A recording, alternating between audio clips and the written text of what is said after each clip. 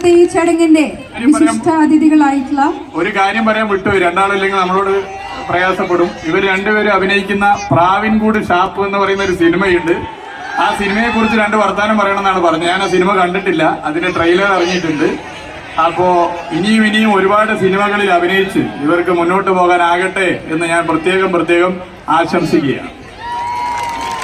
നമ്മുടെ വിശിഷ്ടാതിഥികളിൽ ഒരാളായ ശ്രീ ബേസിൽ ജോസഫ്, അദ്ദേഹം നമ്മളോട് രണ്ട് വാക്ക് സംസാരിക്കുവാനായിട്ട് ക്ഷണിക്കുകയാണ്.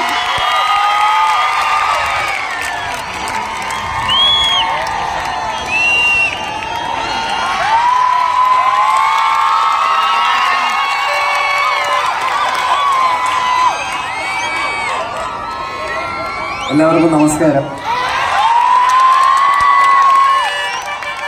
ബഹുമാനപ്പെട്ട കളക്ടർ,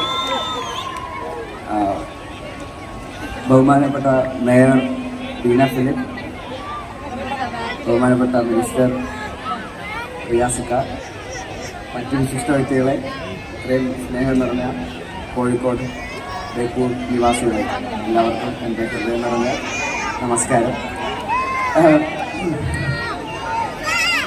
ഞങ്ങൾ ഇവിടുന്ന് വരുന്ന വഴിക്ക് ഞാൻ ആദ്യം ഒരു നല്ല സിൽക്ക് ഷർട്ടും ഒരു മുണ്ട കൊടുത്ത് വരാം എന്നൊക്കെയാണ് വിചാരിച്ചത്. പക്ഷെ അവിടുന്ന് ആ ബോട്ടിൽ നിന്ന് ഇറങ്ങി ഇവിടേക്ക് വരുന്ന വഴിക്ക് ഞങ്ങൾ പറയായിരുന്നു മുണ്ടെടുക്കാത്തത് ഭാഗ്യമായി പോയി. അവിടെ നിന്ന് ഇവിടം വരെ എത്താൻ പെട്ട പാട്.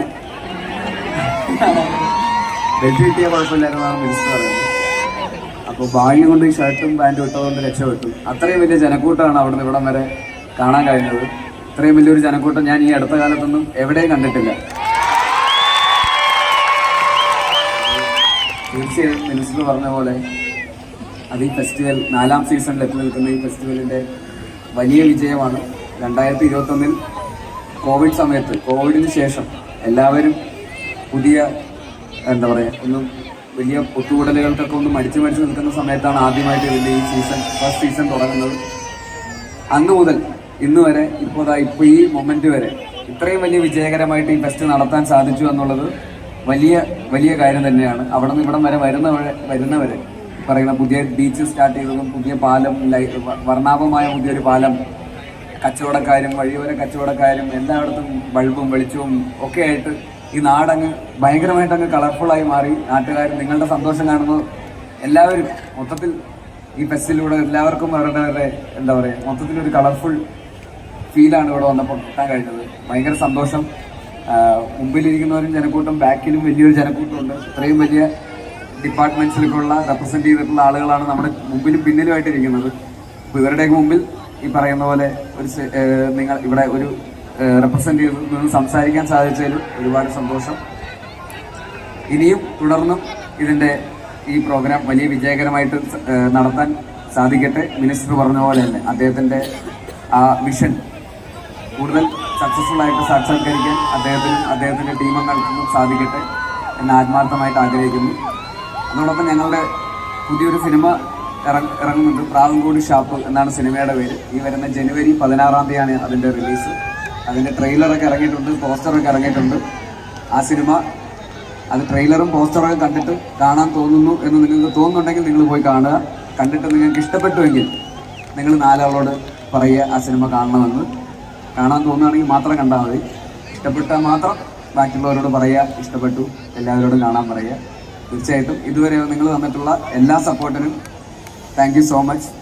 കുഞ്ഞിരാമായണം മുതൽ, ഗോദ മുതൽ, മിന്നൽ മുരളി മുതൽ, പിന്നീട് അഭിനയിച്ച സിനിമകൾക്കും ഒക്കെ അവസാനം ഈ സൂക്ഷ്മദർശിനി വരെ നിങ്ങൾ തന്നിട്ടുള്ള എല്ലാ സപ്പോർട്ടിനും ഹൃദയം നിറഞ്ഞ നന്ദി പറയുന്നു. തീർച്ചയായിട്ടും പ്രാവിൻകൂട് ഷാപ്പ് എന്ന സിനിമയ്ക്ക് നിങ്ങൾ പോയി കാണുമെന്ന് വിചാരിക്കുന്നു. എൻ്റെ കൂടെ അഭിനയിച്ചിട്ടുള്ള സൗബിക്കയും ഇവിടെ എത്തിയിട്ടുണ്ട്. അദ്ദേഹവും ഒരു പ്രധാനപ്പെട്ട മെയിൻ ലീഡ് റോളിൽ അദ്ദേഹവും അഭിനയിക്കുന്നുണ്ട്. ശ്രീരാജ് എന്ന് പറയുന്ന ഒരു പുതിയ സംവിധായകനാണ്. ആവേശം എന്ന സിനിമ പ്രൊഡ്യൂസ് ചെയ്ത അൻവർ റഷീദ് ഒരുപാട് സിനിമകൾ നമുക്ക് ഡയറക്ടർ എന്ന വേദിയിൽ സമ്മാനിച്ചിട്ടുള്ള അൻവർ റഷീദ് ആണ് ഈ സിനിമയുടെ പ്രൊഡ്യൂസർ. ആവേശം എന്ന് പറയുന്ന സിനിമയ്ക്ക് ശേഷം അദ്ദേഹം നിർമ്മിക്കുന്ന സിനിമ കൂടിയാണ്. അപ്പോൾ തീർച്ചയായിട്ടും എല്ലാവരും പ്രാവിൻകൂട് ഷാപ്പ് തിയേറ്ററിൽ പോയി കാണുക, അഭിപ്രായങ്ങൾ അറിയിക്കുക. ഒരിക്കൽ കൂടി ഈ ഫെസ്റ്റിന് വേണ്ടി ഇവിടെ ഇൻവൈറ്റ് ചെയ്ത മിനിസ്റ്റർക്കും അദ്ദേഹത്തിൻ്റെ ടീമിനും എല്ലാവർക്കും ഹൃദയം നിറഞ്ഞ നന്ദി. ഇനിയും വലിയ രീതിയിൽ, ഇതിലും വലിയ രീതിയിൽ വർണ്ണാഭമായി ഈ ഫെസ്റ്റ് തുടർന്നുള്ള വർഷങ്ങളിലും നിങ്ങൾക്ക് നടത്താൻ കഴിയട്ടെ. നേരത്തെ പറഞ്ഞ പോലെ ജാതി മത ഭേദമന്യേ എല്ലാവരും ഒരുമിച്ച് ഒത്തുകൂടി ഈ ഒരു ഐക്യം തുടർന്നും നിങ്ങളുടെ ഭാഗത്തു നിന്നുണ്ടാവട്ടെ. എല്ലാവരും ജീവിതം ഇതുപോലെ തന്നെ ഈ ഫെസ്റ്റിലൂടെ ആഘോഷിക്കാൻ ഒരു അവസരം ഉണ്ടാവട്ടെ. Thank you so much. Thank you Basil Joseph.